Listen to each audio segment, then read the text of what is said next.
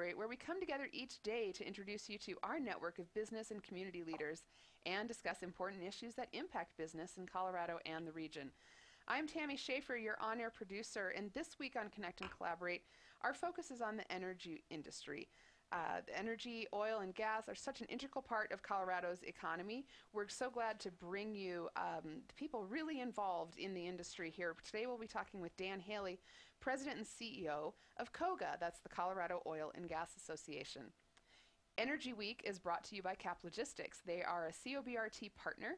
CAP Logistics provides customized transportation solutions to the energy industries. You can find out more about them and how they can serve your needs at caplogistics.com. That's caplogistics.com. So now I'm very proud to introduce Dan Haley, President and CEO of COGA. Dan, thank you so much for being with us. Thank you so much for having me on. I really appreciate it. Well, we really appreciate you joining in to give all of our listeners more information on so much that goes into the energy industry and what you're doing to support it. Dan, would you just give us a good explanation of COGA? Sure, you bet. So the Colorado Oil and Gas Association was founded in 1984, and when it was founded, it was really looking at some issues that were happening in the Denver-Julesburg Basin, which is this great oil and gas and natural gas producing basin here along the Front Range, sort of the northern Front Range from Denver up to the Wyoming border. But over time, COGA has grown to where we are about a 300-member organization, and our members represent the entire value chain of the oil and gas system. So upstream, those producers and operators who are producing the oil and natural gas, to midstream companies who are then taking it to different markets, and also some downstream folks. So we represent the whole value chain, and also professional services firms that work in oil and gas. And we have a mission statement, but our vision every day when we get up is to promote the development of Colorado's oil and natural gas resources for the betterment of society. And the last part of that vision statement is pretty bold, to say that this is for the betterment of society. We truly believe that the product that our members are creating and producing and moving every single day is not only powering our lives, but making our lives better in the 21st century. From all the different products that we use, clothing, plastics, our iPhones, iPads, all the different technology that's made possible by petroleum products. We really feel like that our members are helping to make our lives better in the 21st century. So we're here to promote those things and to try to create a more stable and a more stable and predictable regulatory and political climate for our members to operate in. And we do that in several different ways, but largely through three fundamental pillars, which is regulatory outreach, legislative outreach, and community outreach. Right, and as you're talking about, that mission statement of it's for the betterment of society, when you're working with legislative outreach, and that you're really deep into that right now, aren't you? That's right. The legislative session began again in January.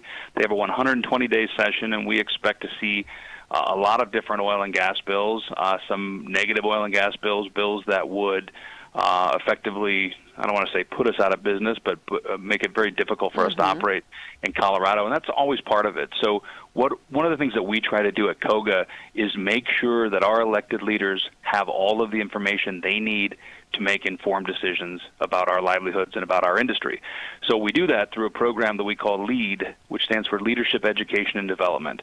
And so if you're an elected leader in Colorado, you're going to get a newsletter from us every week that talks about the latest studies and white papers in oil and gas, that gives you that directs you to different newspaper stories, or just information in general. And we try to put a lot of third-party information in there, so it's not just things from industry, but if the EPA has a study out, or the government, or Harvard University, we want to link that and show that to them. But also, beyond that, we bring them out into the field. If you have questions, we want you to see it firsthand. If you're going to be talking about oil and gas in the legislature, we want you to come see a drilling operation, see a fracking operation. If you're concerned about emissions coming from pipes, we want you to come out and see the millions of dollars that are being spent in Colorado on leak detection and repair. So you know what our operators and our members are doing to protect the environment. And then we also just spend time there. A couple 2 weeks ago, we had what we call our Day at the Capitol. And that was inviting oil and gas workers to come to the Capitol and meet with their lawmakers. And, look them up online, find out who they are, sit down with them, meet them in the hallway, and just say, here's me. Here's what I do in the oil and gas industry. My job's important to me and my family, and I want you to know that, and I want you to support what I'm trying to do. Well, and you mentioned some of those bills that we really appreciate that you're able to give this information straight to the legislators who are making the decisions, so that they're informed of the realities, right? Because some of these issues come up, and I don't want to put words in anybody's mouth, but some of them are thinking of what an ideal might be, but what's the reality? Right. Can you give us some examples of those bills? Sure. So one of them that comes up annually is a local control bill. And to a lot of people, just the thought of local control makes a great deal of sense. And I'm one of those people that thinks that, the government closest to the people is best, because I know my city council person, or I know my county commissioner, and I want them making decisions. Oil and gas is not one of those situations. We are regulated by the state. And the reason we're regulated by the state is because oil and gas is where it is where it is. It's been there for an awful long time. It doesn't know what jurisdictional boundaries lie above it on the surface. It doesn't differentiate between counties or cities. Right. And if counties and cities were to develop their own local control rules, it would be very difficult for our operators to work in Colorado, not knowing you had to have this patchwork of regulations across the state with varying rules, city by city, county by county. Now, local governments do have a very strong say in oil and gas operations in their community. There's a role for them to play here, but they can't, for example, ban oil and gas, which is often what happens with these different local control measures. Is that the underlying part of it is they want to give local governments the ability to ban oil and gas and say you can't do that here. There are property rights interests at play, mineral rights interests, and other interests. And so this is one of the situations where you really just kind of need to explain people that it's not like citing a strip club or citing a liquor store. You can put those in different areas. You can zone them differently. Oil and gas is where it is, under the ground. And so I would use that as an example of when you really just kind of need to get in there and explain that to people, why local control may not sound as good as it does for other issues. What are some of the other concerns coming up in the legislature? I think we'll see quite a few things. I think we'll see another setback bill again, which comes up pretty much every year, and it's this idea of how far an oil and gas well should be from an occupied structure. In 2013, the legislature and the COGCC took this up, and the legislature talks about it every year, but at that point, the distances were just about tripled to where an oil and gas well now needs to be 1,000 feet from the nearest what they call high occupancy structure. So this is a building with more than one family in it, so an apartment building or school, and 500 feet from an occupied structure. The frustrating part of this dialogue or debate when it comes up every year is there's really no science there to say that this should be a certain distance from an occupied structure. The state health department did a study last year that they released that looked at over 10,000 different air samplings and found minimal impact with that current setback distance, meaning there was minimal health impact there to people within that current setback distance. So that would tell me that it doesn't need to be extended, but it's a continual fight, and oftentimes the people who are leading the fight are really trying to find a way to ban industry. For example, and we could talk more about this later, but there looks to be another ballot initiative coming in 2018, if they get the signatures, to do a 2,500-foot setback between homes and oil and gas facilities. And and more than just homes, too, between waterways and open space, ball fields, parks, all these different things. And that would put about 95% of the oil and gas off limits in Colorado's top 5 producing counties. So that effectively is a ban on oil and gas. Oh, that's really interesting, because we were just looking this morning at Google Maps where you can see, I'm looking at like the Trinidad area, where you can see where the pads are through this Google Maps, and they're everywhere. And that's just in one, what do you call that, a basin or a play or a... Yeah, so you might be looking at old wells there that are, they're existing wells, but they were probably pads at one time. And what's really interesting about what's happened in the last... anymore. Correct. There's just a well that's producing, and that well will sit there for up to 30 years producing oil or natural gas. A rig primarily is standing for about 30 days, and then it will move over to drill another hole. What's different now is back in the day, technology was different, and we would drill that hole straight down and then move over a certain number of feet and do it again.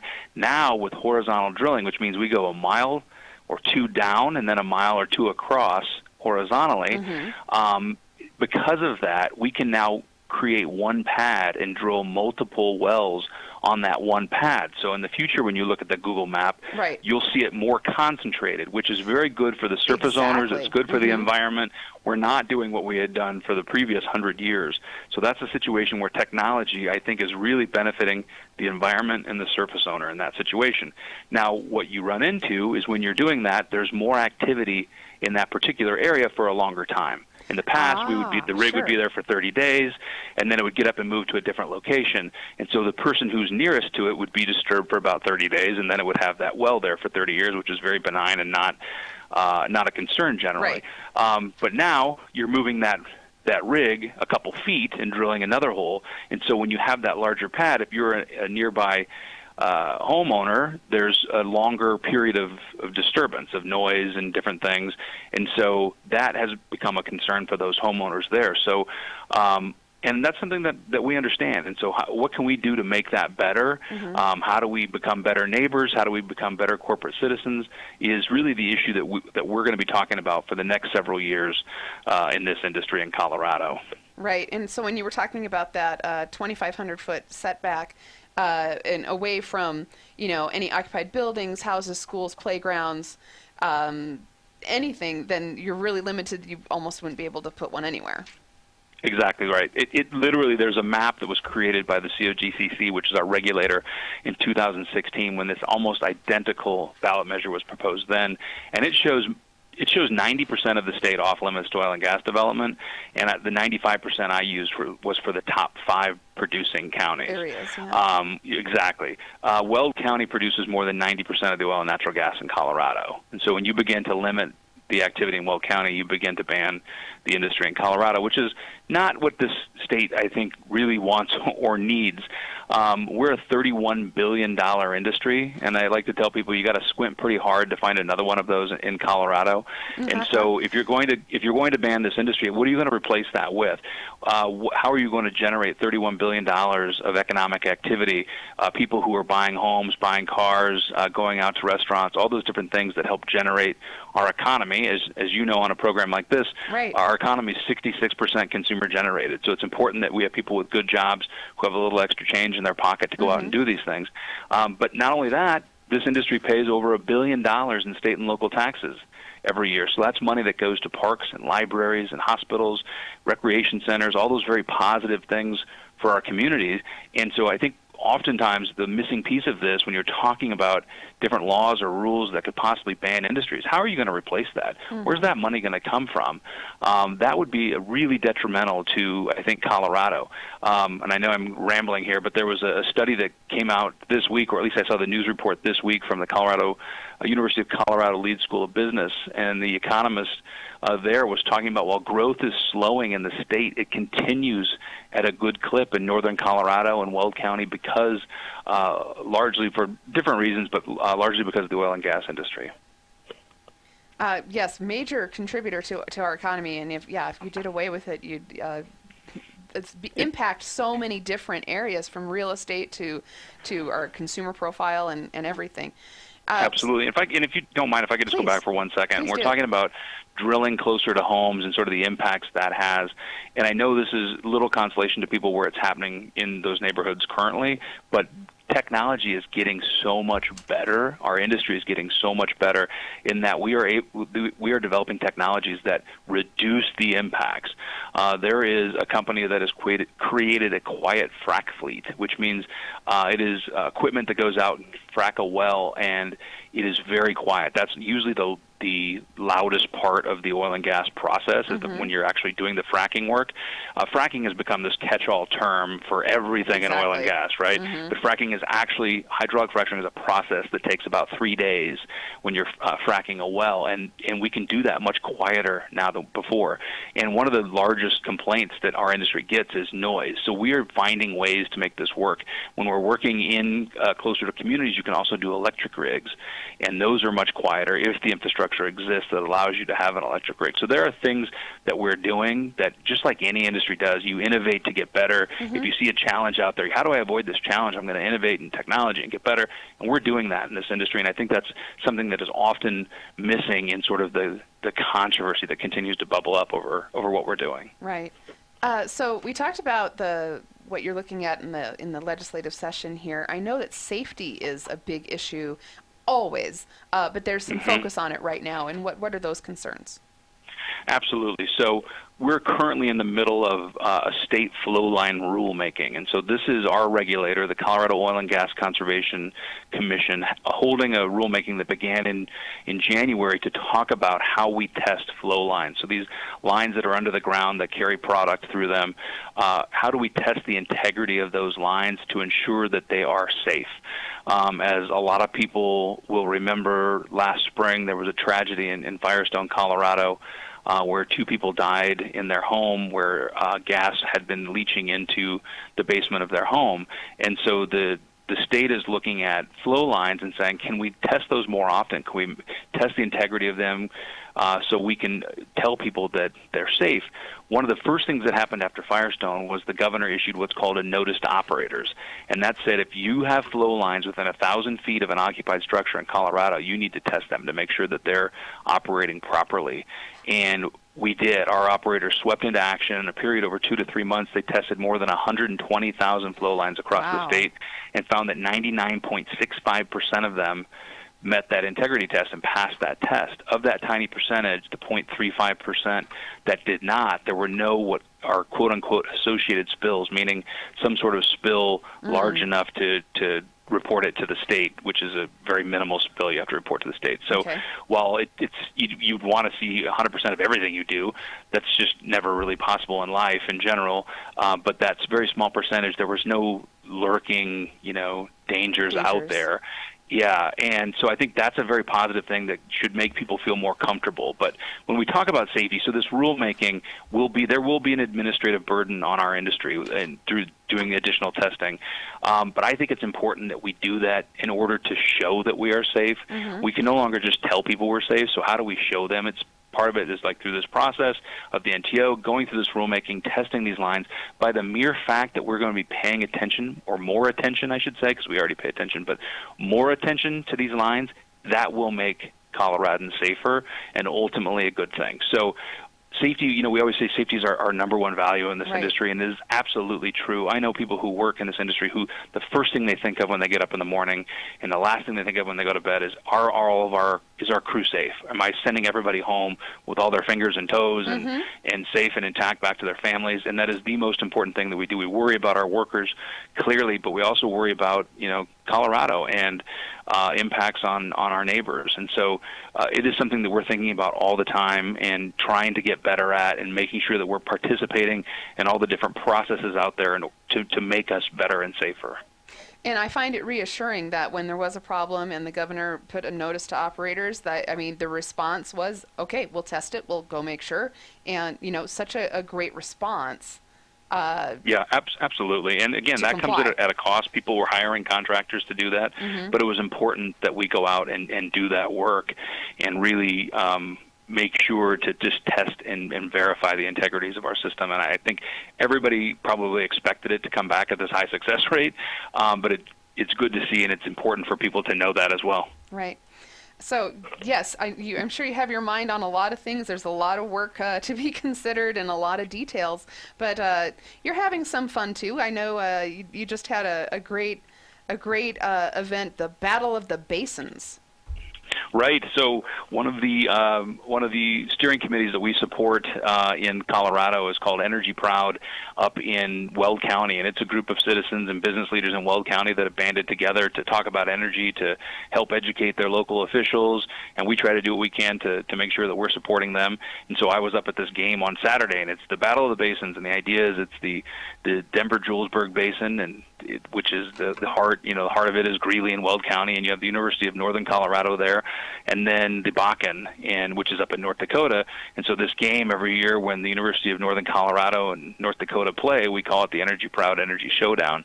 And what's awesome about it is Energy Proud hosts a dinner beforehand, kind of a tailgate party, and it just gets bigger every year. This was our 4th year. There was more than 500 families there, just getting together and being a part of the oil and gas community and the oil and gas family together before the game. And then there was an additional 800 tickets, or total 800 tickets sold through Energy Proud for this game. So it provides a great crowd for UNC. There's facts about energy that they talk about on the PA in between, timeouts and different things. And it's just really one of those great moments to get out and show the community in Weld County that oil and gas is an important industry in their community, and that we're united and just really proud to work in this industry. There's been so much controversy over the years that one of my concerns is always that people in this industry are embarrassed to say where they work. And part of that is just, activists and people who carry on, they do it in order to intimidate you and to silence you. And it's important that our workers know that what they're doing is so important to our livelihood and well-being in the 21st century. And we just want them to feel proud. And this is all part of it, is just kind of getting out and having those moments where real workers out in the field can come just have a good time and a good night. So it was a lot of fun. And UNC won with a half-court buzzer beater, so it was the icing on the cake. Sweet. That sounds fantastic. And I love the sense of humor behind it, too. The Battle of the Basins, you get everybody involved, and yeah, that pride is really important. And I'm going to give you some time also to talk about your upcoming event. You're having the Colorado Oil and Gas Association Mardi Gras Ball in February. Absolutely. We can't wait. February 16th, we have just 5 tables left, so this event's going to sell out in the next week or so. And it is a night to really celebrate the good things that we do in this industry.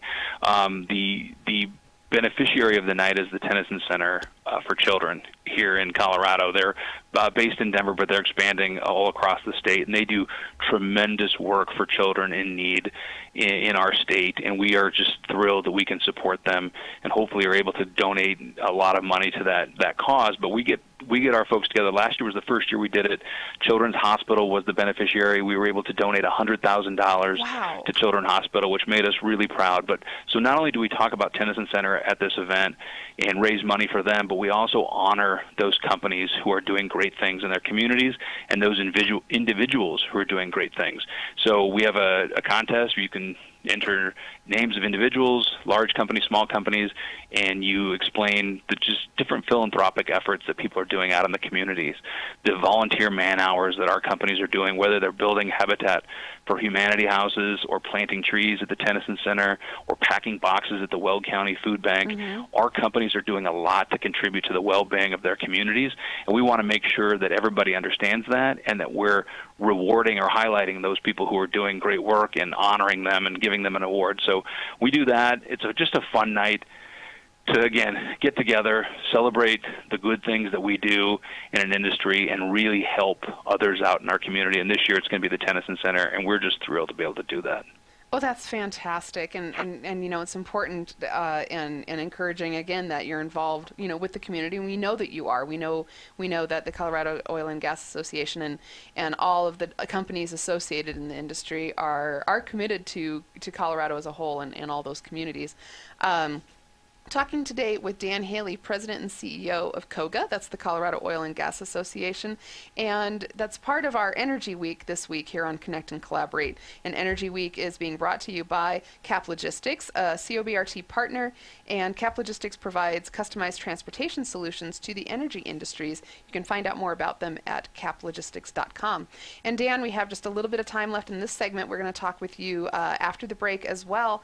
I know you have so many events. Tell us a little bit. Every August, you've got the conference. Oh, our Energy Summit, yes. Energy So Summit. every year we have what we call the Energy Summit, and we bring thought leaders from across the country here to Colorado to talk about oil and gas. And it's everything from just new innovations in the field to let people know what's happening. Last year, we had a company talking about, I can't remember what they called them, super glasses, something like that, where you're able to just look through these glasses out on a well, and you're getting all these different computer readings on the inside of your lens, and somebody back in Houston can be looking through your glasses at the well to determine if there's an issue out there. Just really cool kind of technological innovations, different things like that. Exactly. Just anything that we can bring people more information, and that's what we do in August. I'll have you tell us more about the Energy Summit coming up. We're talking with Dan Haley from COGA here on Connect and Collaborate. Thanks for listening. We'll be right back. Thanks so much for staying with us here on Connect and Collaborate. We are focusing on energy this week.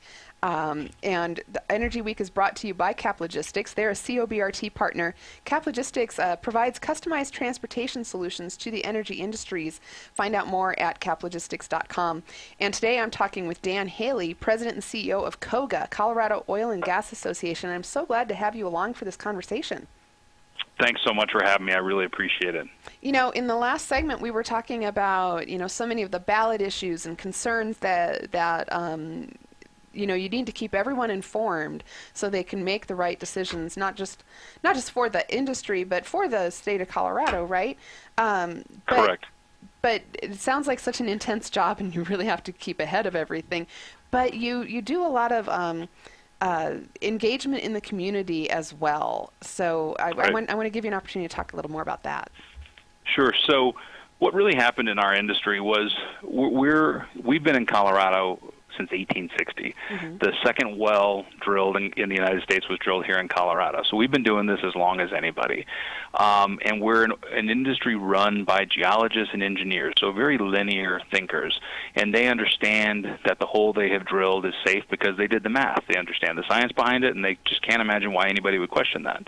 And so for a long time, we just did our work. We were in rural areas.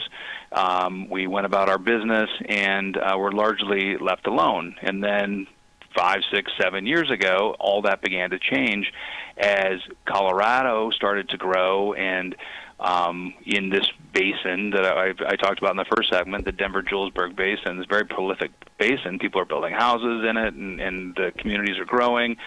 And suddenly people are asking questions, and activists are coming in from out of state with money and other places to force the questions. But largely people are wondering, what are they doing? Why are they over there? What is that noise? Why does it smell like that? What is it? Why does it look like that? And we didn't do a good job of telling our story. We were just kind of caught back on our heels a little bit, and we did not go out and explain to people, this is what a rig is. This is what fracking is. This is why we're here. This is the good that we're doing by producing this energy in the United States rather than relying on countries that are hostile to the United States.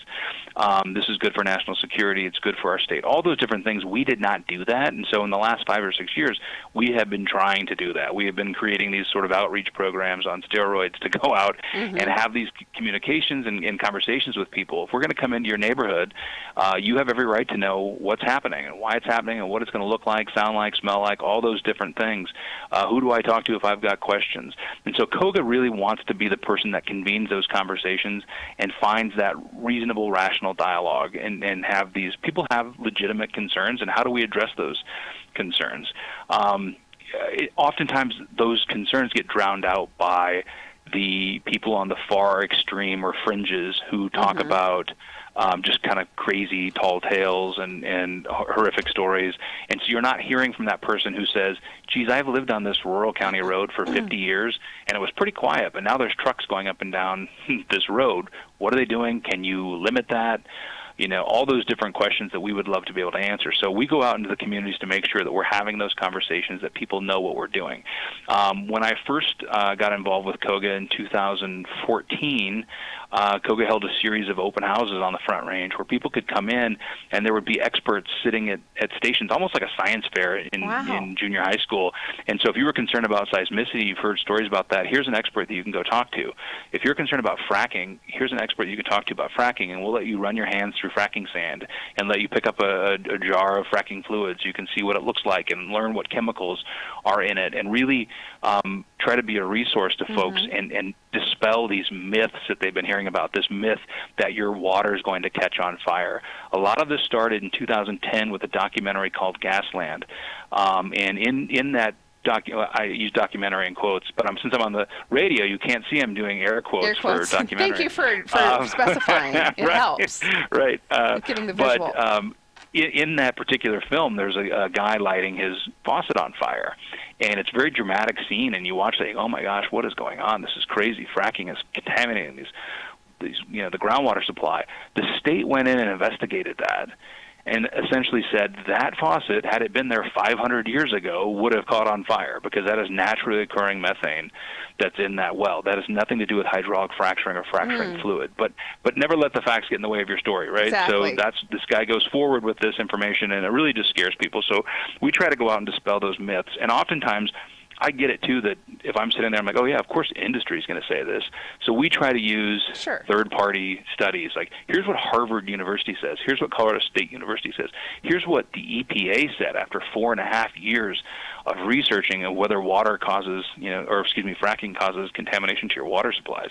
And we give them that information so they can hopefully make informed decisions and maybe settle some nerves.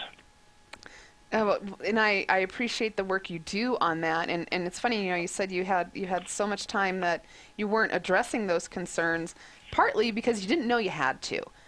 You were in Colorado, like you said, when the second drill in the country was drilled, or the second well in the country was drilled here, and it was an environment where everybody, it was kind of understood, right? And then things changed. Well, we've added 2 million people in the last 25 years in Colorado, many coming from places that are unfamiliar with it.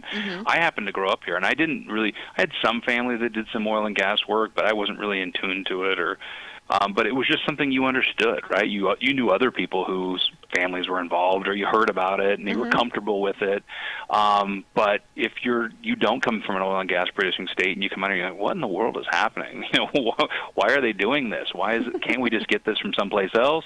And a lot of that becomes the classic sort of not in my backyard issue, which then comes with different things that we would try to address. But so much of it was just an unfamiliarity with it. And so we tried to make sure that people understood. We've been doing this for a long time, and we've got lots of reasons to get it right, lots of reasons to do it safely. And, I tell people, look, we have drilled tens of thousands of wells. We have logged millions of man-hours in this state. This is a safe industry. Yeah. Well, and I like the conversation. Like you said, these 2 million more people have come here and suddenly wondering what's going on. I was thinking of, the people flying over, Nebraska and Kansas, wondering why there's so many circles on the ground. It's water irrigation. The people who live there know what it is, and we're happy to educate you. Right. Absolutely. So, and with that, it sounds like you get, with so many misunderstandings, people who aren't familiar with the industry and have so many questions, then employees in the oil and gas industry get some of that flack too, don't they? Yes, absolutely. This is one of those situations where it's funny. When I was hired for this job, I had a woman tell me, oh, that's just so great. And she said, my husband's in oil and gas. And then she sort of whispers, but we don't tell anybody. Oh, no. And I thought, well, this is not a great place to be, right? This is not a great environment. If we have oil and gas employees who are ashamed to say they work in oil and gas, how do we begin to change that? And part of that is just because you see this rise in activism. You see this rise in just sort of the nasty rhetoric that is out there. And part of it, my feeling is to sort of chill free speech, to shame you into just keeping your mouth shut if you work in oil and gas or if you support oil and gas. And so they do this through these horrible stories and other things, and you almost are, you're like, geez, I don't want to raise my hand and say I work in oil and gas. This person's going to be, all up in my face. So when I go to the community barbecue, do I even want to say I work in oil and gas? Do I want to say I work in energy? So I can just avoid this whole fight over fracking. And so what we've been trying to tell people is, like, we can't avoid it anymore. We have to engage. We don't have to fight about it, but we have to engage, and we have to explain to people what we do, why we do it, why it's important. And so what we try to do for our industry employees is to do those things. If you work in a company, you're not aware of all the different things that are happening in that company. For example, if you're in accounting, you're doing the accounting. You're not aware that that company has employed some certain technology which has caused VOC, volatile organic compound emissions, to go down by half while our production has quadrupled. That's a real industry statistic in the last couple of years. Emissions are down while production is up. That's an important thing that we need our employees to tell people, to know that. And so when they're at the neighborhood barbecue or at a cocktail party, these mythical cocktail parties that everybody apparently gets invited to, I don't know, I'm never there. But to be able to say, yeah, I work in oil and gas, and if they say, well, geez, I'm concerned about fracking, you can say, what are you concerned about? Here's all these different facts and information. People in Colorado are always very worried about water. I'm on board, but geez, you guys use a lot of water. And then they find out we're using 0.1% of the water consumed in Colorado, it becomes a different story, and that we have operators that are almost 100% renewable and recycling their water. It becomes a different story. If you're concerned about the environment and climate change, what's our story? How do we as an industry talk about climate change? How do we talk about the positive changes that we are making that are actually helping the climate? I love the story, but if you remember the early 2000s, the Kyoto Protocol, and George Bush walked away from that, and he said, I'm not signing the Kyoto Protocol, which set these environmental benchmarks that we wanted to meet as a global society. But China wasn't going to be a part of it, and so George Bush said, I'm not going to dismantle our economy to meet these imaginary benchmarks. The United States is the only major economy that has met the Kyoto Protocol benchmarks. And we did that through an increased use of natural gas, which is helping to clear the air in Colorado and across the world. And I think that's one of those stories that you can talk a good game, but we're actually doing it here in Colorado. We're actually, and in the United States, by increasing our use of natural gas, we're cleaning the air, we're meeting those environmental benchmarks. We have all these candidates running for governor now who talk about, well, we want 100% renewables by 2035 or 2040. It's the technology that exists today, that is not possible. Should that change in the next couple of years? Perhaps, I don't know. But right now, that's not possible. So let's talk about, if you want cleaner air, how we can increase our use of natural gas. The governor yesterday talked about adding more electric vehicles to the roads in Colorado. I'm not opposed to electric vehicles, but I think it's important that Coloradans know when they go in, when they bring them home and plug them in, what are they plugging them into? Yeah, are they plugging them into a windmill? To charge your car? A lot of it is coal. A lot of it is coal. An increasing amount should be natural gas if you really want that electric vehicle to be as clean as it is. A compressed natural gas vehicle is cleaner than an electric vehicle because of where they're plugging in that vehicle at night. So anyway, this is a long way of saying what we try to do is make sure that our employees know these stories so they can go out and say, I'm proud to work in oil and gas. I'm proud of the innovation and technology that comes out of our industry. I'm proud of all the things that we do to make life pretty cool in the 21st century. Well, yes, and that idea that you need to and want to arm employees in the oil and gas industry for those conversations, because I think sometimes, like you were saying, there's a lot of misinformation out there and people run with it. And you need to have that defense to be able to share what the actual facts are. I'm reminded of that great show, that Last Man Standing, that was with Tim Allen, and it was based here in Denver, and his wife's a geologist. And there's a couple of episodes where she gets the flack, just like you described with employees here, right? Absolutely. And our employees feel that every day. I feel that. I've heard that from my children. And, because they go to school, and every day they hear from teachers they know and love that climate change is happening and that oil and gas is a negative contributor to it or part of it. And so they have questions for me all the time.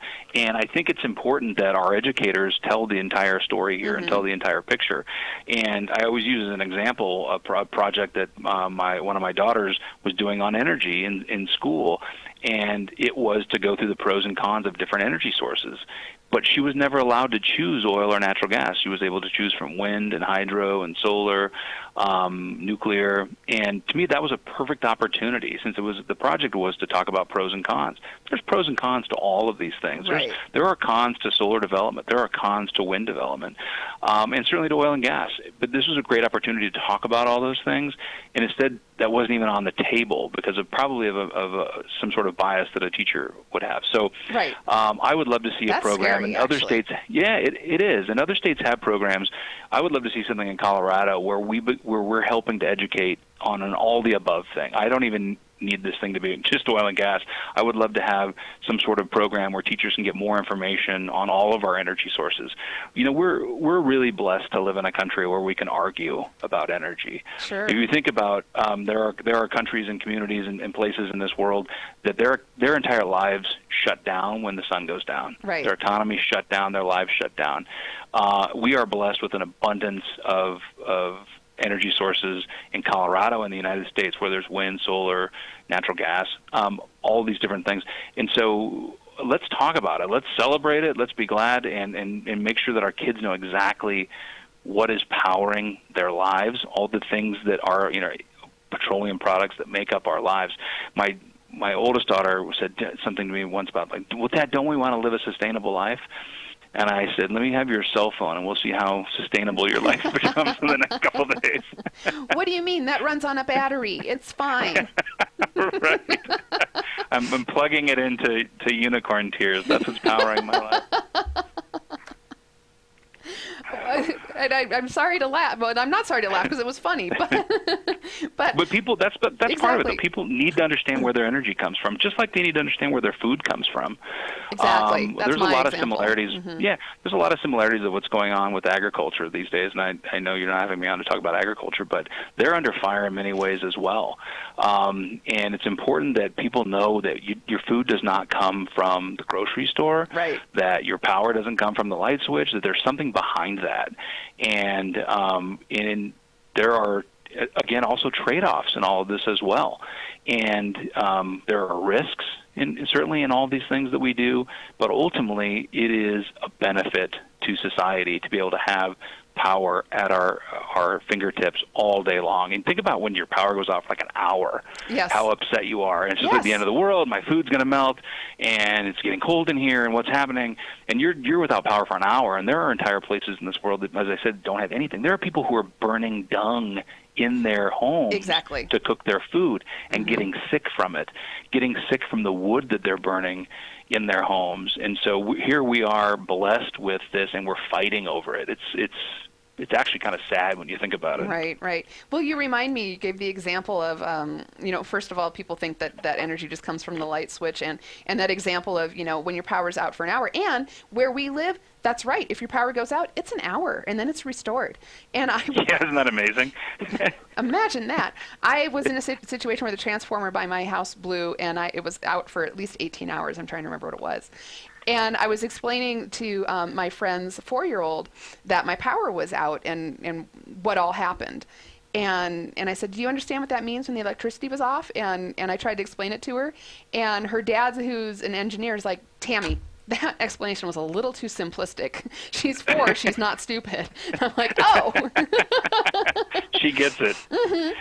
And so he explained it more in the manner that you would. And then I realized, yeah, we do really take it for granted, don't we? Yeah, absolutely. And we also just forget. Sometimes we get so ingrained in this idea that, we can have this. If we wanted to turn to 100% renewables tomorrow, we could. People really believe that. Right. And I had to laugh. I mean, during this, whatever was called the cyclone bomb or whatever that cold snap was on the East Coast, I didn't certainly laugh at the people who were dealing with that because that was, a bad situation. But in large part, they were safe. They were able to go into warm homes or warm cars or warm offices, thanks largely to natural gas and other products on the East Coast. But they've banned fracking in New York. They don't want to produce this product. They don't want to deliver it cheaply and efficiently to their constituents there in New York. And then the city of New York announced a lawsuit against some oil companies over climate change. It just as they're recovering from this cold snap. And to celebrate that, Mayor de Blasio lit the entire Empire State Building up green to celebrate green and the planet Earth. And I thought, how in the world do you think you're powering the Empire State Building right now? Well, I was going to say, it's just they sometimes they just get so far into it they don't see the hypocrisy. right, right. And I was going to say, if they were banning oil and gas production in their state, are they accepting trucks to bring gas for their cars into their state? Because that's interesting. Yeah. Yes, and that's sort of the hypocrisy of this whole thing. I always thought it'd be interesting to see these communities on the Front Range that ban or try to ban fracking. If we could just go a day with where the trucks stop at the county line and are not delivering products to their grocery stores, the Amazon trucks aren't delivering products to their doorsteps. Oh, that would change their mind right away. What happens when you live a day without? Yeah, exactly. It'd be a little more difficult, I think. It's really interesting. I'm talking with Dan Haley. He's the president and CEO of COGA. That's the Colorado Oil and Gas Association, as part of Energy Week here on Connect and Collaborate. Dan, you've given us so much great information. What is COGA most concerned about right now? I know there's a lot of bills in the legislature. There's a lot of concerns. What are you most focused on? Well, I think it's hard to focus on just one thing because there are so many different things out there. So I'll just kind of outline a few of them. One, the legislature is a concern. Currently it is a split legislature in Colorado with Republicans controlling the Senate by one vote and Democrats controlling the House with a Democratic governor. That makeup largely means that bills that are too crazy on either side generally don't make it out of the legislature, which I think is probably a positive thing for business in general. But we're constantly watching that as well. We're also always watching our regulatory environment. We have had 13 major rulemakings in the past 9 years in Colorado, which I don't know of any other state in the country that has had that. So while that can be a challenge for our industry, it's also important for Coloradans to know that we have done that we have first of its kind in the country rules here. We were the first state in the country to require companies to disclose the ingredients that are in fracking fluid. We are the first state in the country to require pre- and post-drilling monitoring of groundwater. First in the country air monitoring rules.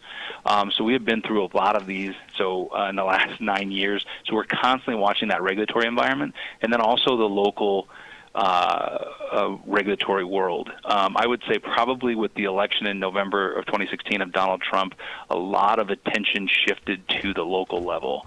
And what you're seeing is activists and other people saying that if the federal government's not going to protect me, which is still not true, and also all of those rules I just talked about in Colorado are still in place in Colorado, regardless of what happens at the federal level. But the idea or the things that's out there is, well, the federal government's not going to protect you anymore, so I need my local communities to protect me. And so that is a concern that we're constantly looking at, different communities that will pass regulations that go beyond what the state requires and are thus illegal based on the law of preemption that we have in Colorado. So, which is to say the state is the regulator. So we're constantly looking at those issues that are happening at the local community and also working with those local communities to make sure that they understand the voice and role that they do have in oil and gas development, whether it's a surface issue or a land use issue, and making sure that we're coming to the table. So at COGA, while we're constantly looking at these legislative and regulatory battles, we're always willing to come to the table and have a discussion, a rational, reasonable debate about how we can best responsibly produce resources in Colorado. And I think that's important, that we continue to engage at that level, and if there are changes that we can make, that we talk about those changes that we can make, and that we are at the table. Now, when I say that, we need a table to come to. Right. When communities just try to ban oil and gas, it doesn't work. So we need a table that we can come to and have these debates, or not debates, discussions, and we are willing to do that. Wonderful. We have just about 2 minutes left till the end of the show here. Dan Haley, tell us a little bit about some of the events you have going on. I know you're constantly bringing people together. Right. So we have a couple fun things coming up. We do a COGA quiz night for folks who are in industry to come together and grab a beer and just we have various industry-related trivia questions that we talk about. A lot of different events like that. We also have what I'm losing my train of thought here. Sorry about that. I was going to tell you a little bit about our COGA Elite Cycling Team that we sponsor. It's a cycling team that goes across the state and enters different races, and they wear Colorado Oil and Gas Association jerseys, and they're able to talk about how oil and gas makes cycling possible, how it makes their bicycle possible, how it makes their jersey possible. Really? And it's just really cool sponsorship where we're able to get out in places where people don't expect us and have a conversation with people we might not normally meet. It's difficult to find, as I always say, we want this rational, reasonable dialogue in the middle. It's often hard to find those people, so we have to go out and be in places where people aren't expecting us, and that's one of the things that we have that we do here at COGA, and that group will be riding again in the Courage Classic this summer, along with some COGA staffers, and it should be a great time, and it's just one of those programs we're really proud of here at COGA. Thank you, Dan Haley, and I appreciate that perspective of being able to, kind of surprise people with the products that oil and gas are putting on your back and on your bike. Literally, yep. Yeah, that people don't recognize. Thank you so much, Dan Haley, for joining us today. We really we had a fun conversation, and I think we all learned a lot. You bet. Thanks for having me. I really appreciate it. Thank you. Thank you for listening, and have a great day. Thank you so much for joining.